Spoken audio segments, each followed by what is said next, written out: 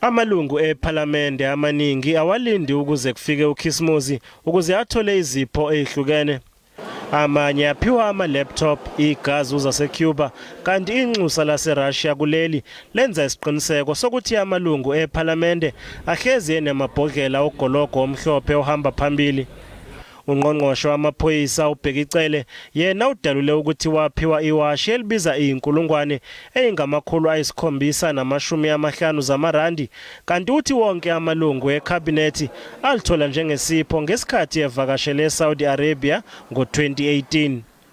Wonke amalungu ePhalamende adalule ukuthi anemizi, abanye banamaplazi, kanti iphini likasotswebhu we-ANC uDoris Dlakude yena unenkampani yabangcwabi. Ungqongqoshe wezokubusa ngokubambisana nezomdabu uDokotela uNkosazana Dlamini Zuma yena uthole izipho ezifana nemvu, izicathulo, impahla zokulala kanye nesikhwama kubangani bomndeni wakhe.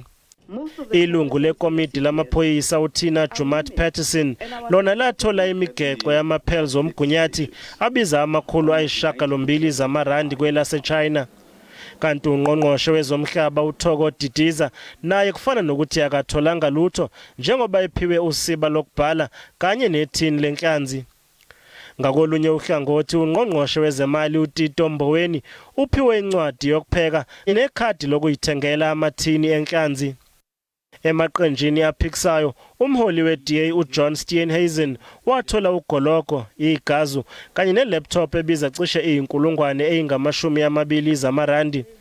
Owabe ngumholi waleli qembu uMusi Mayimane wathola isiqholo seChanel No. 5, izibuko zeOakley kanye nokuhlaliswa ehotela. Kepha umuntu onabangani bangempela ilungu le-ANC ePhalamende uBoy Mamabulu nowathola R40,000 zamarandi njengesipho kumngani wakhe, waphinde wabulekwa isamba esifanayo ukuze asingathe umcimbi wokuzalwa wendodana yakhe.